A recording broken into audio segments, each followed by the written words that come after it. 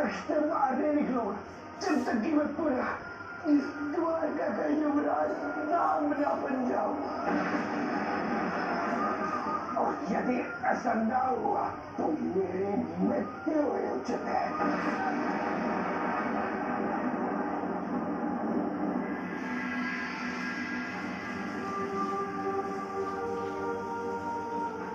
ये है महाराज शानु का प्रमुख अतिथि कक्ष।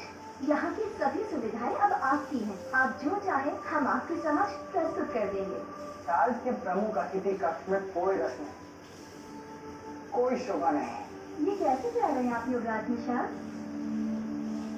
ये मैं इसीलिए कह रहा हूँ क्योंकि अतिथि का सर्वप्रथम स्वागत मधुर रस से किया जाता है, अर्थात भोजन। और यदि कक्ष में भोजन ही ना हो तो वो स्वागत मिथ्या है। हम आपको भोजन अभी लेकर आते हैं।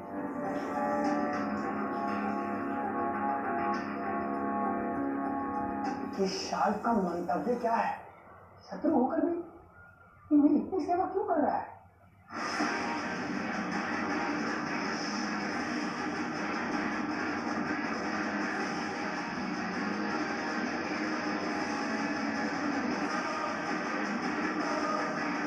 ये क्या रहे हैं शुक्राचार्य? युवराज निषाद के हृदय में विष भरने का प्रबंध कर रहा।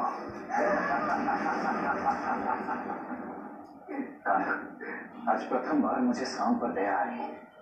क्या इसकी इस स्थिति के लिए हम कुछ कर नहीं सकते? उनमें से कोई कुछ नहीं कर सकता। राधा लक्ष्मणा रुक जा। सांप को पीड़ा सहने, जो पीड़ा उसे हो रही है, जब तक पूर्ण रूप से उसे नहीं सहेगा इस पीड़ा से वो मुक्त नहीं होगा। अब दोनों से विनती करता, इस प्रक्रिया में बाधा मत बनी है। उसे अपने कर्म का फल भोगने दीजिए, अकेला छोड़ दीजिए उसे। आप ऐसा कैसे कह सकते हैं? बस वही कह रहा हूँ जो सत्य है।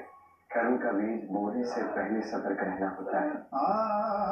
जब वो बीज वृक्ष बन जाए तो कुछ भी करके लाभ नहीं।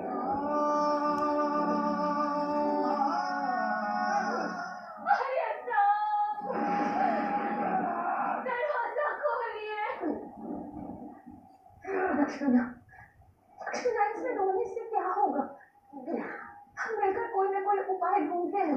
आप हमें सांत्वना मत दीजिए। जाकर श्री कृष्ण से पूछिए उन्हें किसने अधिकार दिया अपने पुत्र के प्रति ऐसी असहाय बातें करने का? और यह सब सत्य की नहीं, सहायता की आवश्यकता है।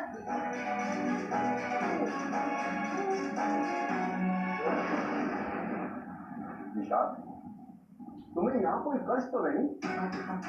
आशा करता हूँ कि मेरा अतिथि कक्ष और मेरी सेविकाएं सब आपको प्रिय लगी होंगी। इतना स्वागत, इतनी सेवा, प्रतीत होता है कि आप मेरे काका श्री कृष्ण और पिता बलराम से अत्यधिक भयभीत हैं।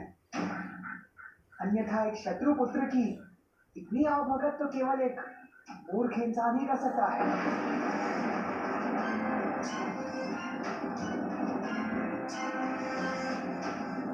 हमें कोई भय नहीं है तुम्हारे पिता का, और ना ही तुम्हारे पिता हमारे शत्रु। शत्रु तो हमारा कृष्ण है। तुम्हारे पिता पर तो हमें दया आती है, बड़ी करुणा आती है बलराम की। करुणा? क्यों?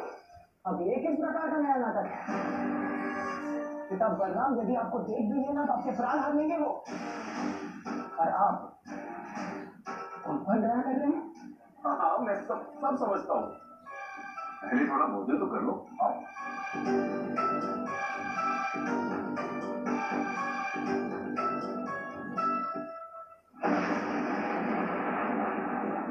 बस एक कोर खा लो निषाद, अंधकार को प्रवेश करने दो हृदय में, फिर देखना मैं क्या करता हूँ।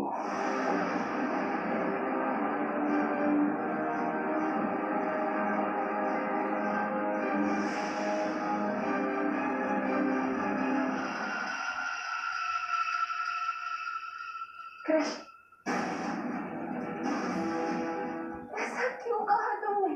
लक्ष्मणा से हृदय मेरी सत्य कह दिया उन्हें कि अपने पुत्र को देखकर, उसकी पीड़ा को देखकर तनिक भी पीड़ा नहीं होती तुम्हें।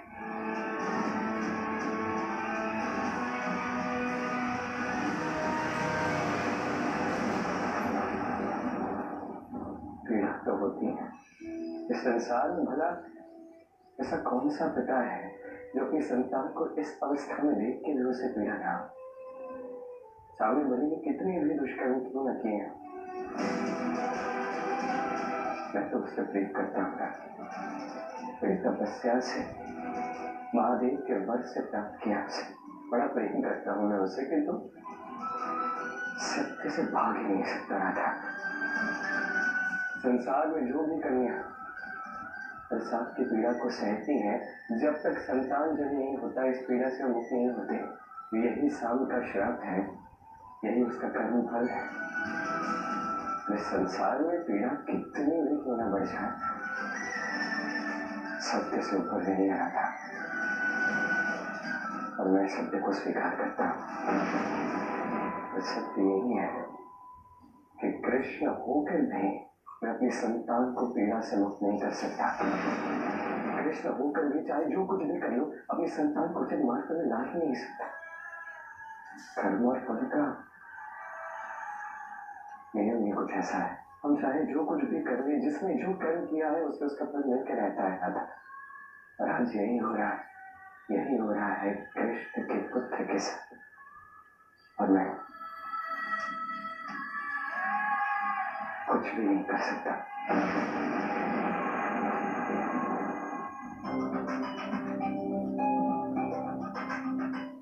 क्या है ये सब? ये महाराजाओं का मनोरंजन। मैं मदिरा पान नहीं करता। हाँ हाँ, मुझे याद है। और किसने कहा ये मदिरा है? ये सोमरस है, जिसे देवता भी ग्रहण करते हैं। मैं अपनी समस्त शक्ति से तुम्हारे लिए देवलोक से लाया हूँ इसे।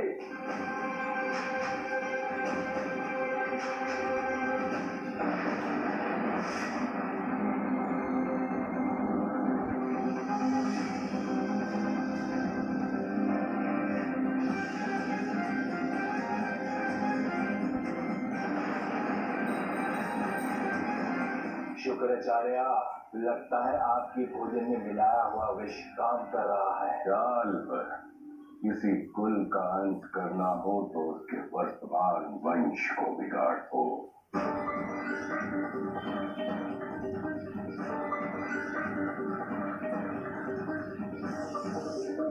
ये कूटनीति है। कुल दीपक ही कुल को भस्म कर देता है।